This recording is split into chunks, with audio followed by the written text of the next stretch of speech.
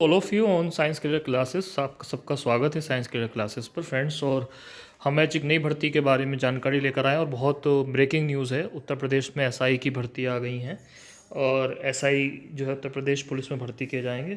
तो इसमें क्या योग्यता है, कितनी छूट है उम्र की, किस किस के लिए कितने पद हैं, इस सब के लिए जो है डिटेल वीडियो है। तो वीडियो को स्किप मत करिएगा, पूरा वीडियो देखिएगा। और जो पहली बार चैनल पर आए हैं वो चैनल को ज़्यादा से ज़्यादा सब्सक्राइब करें, शेयर करें। ठीक है, तो शुरू करते हैं वीडियो।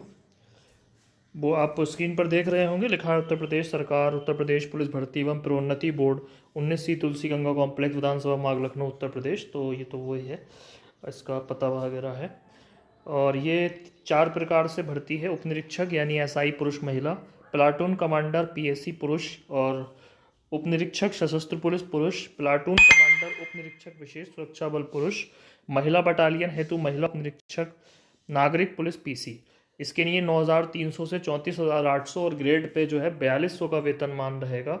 वेतन पेड जो हैगा 9300 से 34,800 और ग्रेड पे 4200 है। अब बात करते हैं किसमें कितने पद हैं।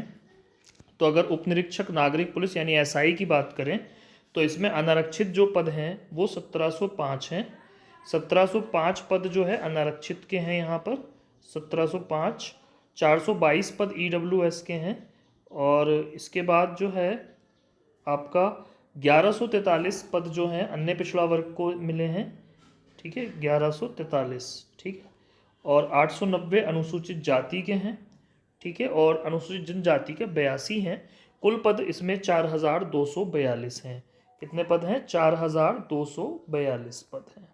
ठीक, इसके बाद अगली जो वो है प्लाटून कमांडर में पीसी उपनिरीक्षक सशस्त्र पुलिस के रिक्त पदों का श्रेणीवार विवरण। ये केवल पुरुष के लिए है, ये ध्यान रखिएगा, ये महिला के लिए नहीं है। अनारक्षित में 56, ईडब्ल्यूएस में 13, अन्य पिछड़ा वर्ग में 36, अनुसूचित जाति में 28, अनुसूचित जनजाति में 2, कुल योग 135 वैकेंसी हैं टोटल इसमें। ठीक है, इस ये महिला के लिए नहीं है। ठीक है, फिर से याद रखिए।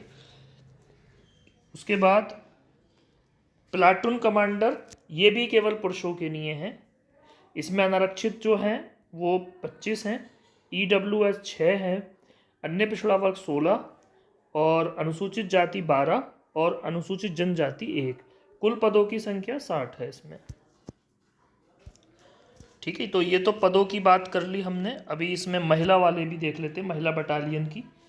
महिला बटालियन में अनारक्षित 47, ईडब्ल्यूएस 10, अन्य पिछड़ा वर्ग 27, अनुसूचित जाति 21, अनुसूचित जनजाति 1।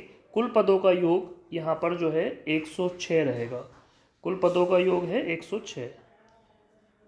तो ये हो गए आपके पद जिनकी बात करें। ऑनलाइन आवेदन करने की तिथि जो है 12/8/2025 है। ठीक है, और अंतिम 11 सितंबर 2025 है। शुल्क जमा करने की 12 अगस्त से 11 सितंबर 2025 है ये भी। और जमा करने के शुल्क को समायोजन की तिथि भी 13/9 है, 2 दिन ज़्यादा दिए हैं। हाँ, सबसे ज़्यादा ज़रूरी बात यह है इसमें कि इसमें भी सबसे पहले ओटीआर करना होगा। जैसे कि यूपीपीएससी की अन्य भर्तियों में ओटीआर की अब सुविधा है, उसी तरीके से अब यहाँ भी ओटीआर करना होगा। वन टाइम रजिस्ट्रेशन आपको एक बार बोर्ड पे करना होगा जाके, और लोग बहुत से करा भी चुके हैं। ठीक है, तो ये तो हो गई आपकी बात। अब बात करते हैं किसके लिए कितना आवेदन शुल्क है। तो आवेदन शुल्क की अगर हम बात करें तो सामान्य ईडब्ल्यूएस अन्य पिछड़ा वर्ग के अभ्यर्थी है तो 500 रुपये हैं इनके लिए। और अनुसूचित जाति जनजाति के लिए जो हैगा आपका जो है 400 रुपये देने पड़ेंगे। ठीक है, तो 500 रुपये हैं और 400। अब बात करते हैं कौन कौन इसमें आवेदन कर सकता है। तो पहली बात तो भारत का नागरिक हो, वो तो ठीक ही है, उसमें कोई वो वाली बात नहीं है। उसके बाद शैक्षिक अर्हता की अगर बात करें तो शैक्षिक अर्हता में आपकी जो ये है सॉरी, एक मिनट, स्क्रीन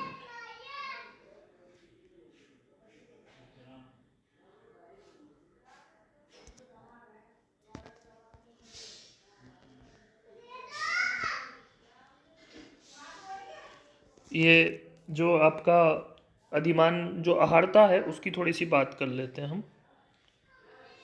ठीक है,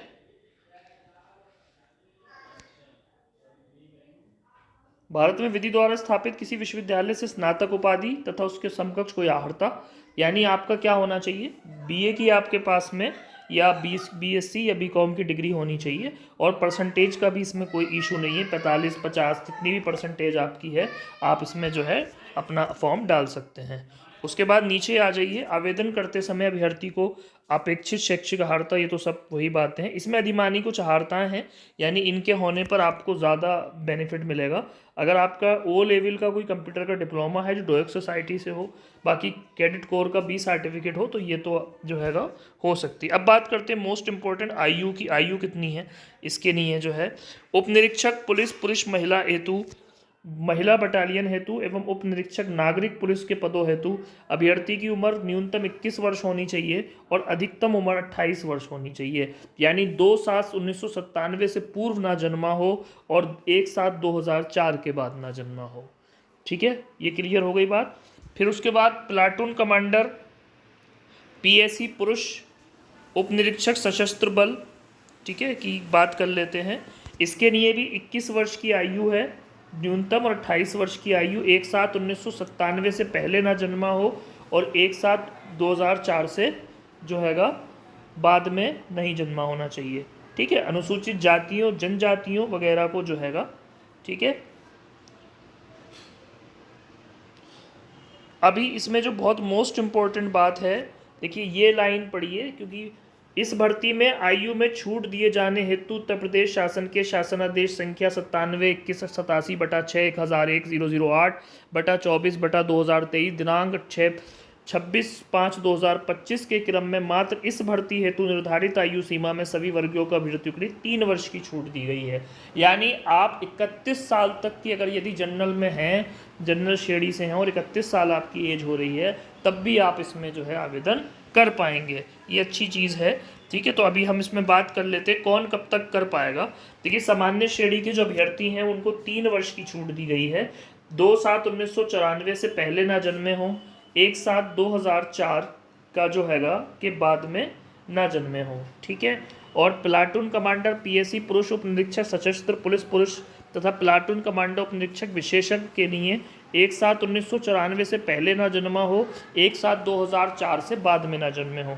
अनुसूचित जाति के लिए 5 वर्ष पहले की छूट और 3 वर्ष ये, तो इसलिए कुल मिला के 8 वर्ष छूट मिलेगी टोटल। 2/7/1989 से एक पहले ना पैदा हुआ हो और 1/7/2004 से पहले ना पैदा वो बाद में ना पैदा हुआ हो। 1/7/1989 इसके लिए और 1/7/2004 सेम ही है दोनों के लिए।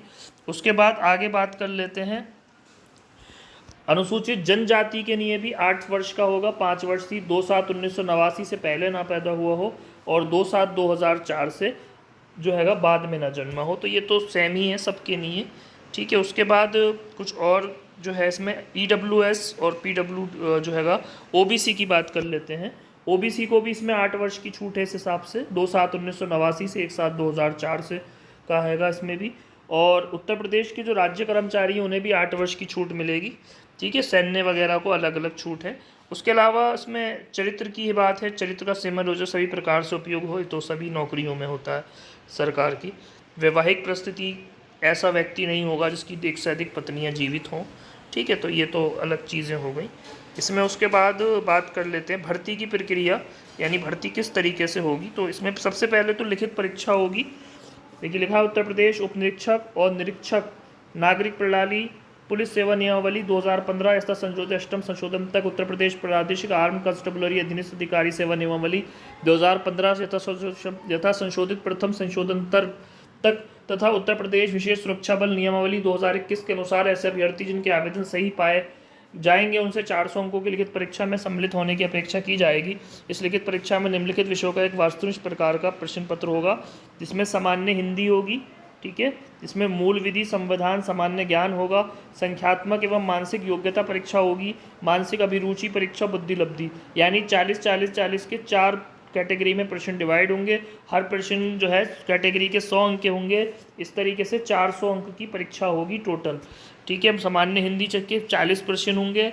इसके अलावा जो हैगा आपके जो हैगा मूल विधि संविधान वगैरह जीएस के 40 प्रश्न होंगे, मैथ्स के 40 होंगे और उसके रीजनिंग के भी 40 प्रश्न होंगे। ठीक है, ये परीक्षा होगी और ये एकल पाली में, एक से अधिक पाली में हो सकती है। ओएमआर बेस्ड होगी, ये भी बात समझ लीजिए। और ये जो हैगा OMR परीक्षा ही है, यानी OMR पर ही की जाएगी। ठीक है, तो उसके बाद जो है लिखित परीक्षा के लिए आपको 2 घंटे का समय मिलेगा।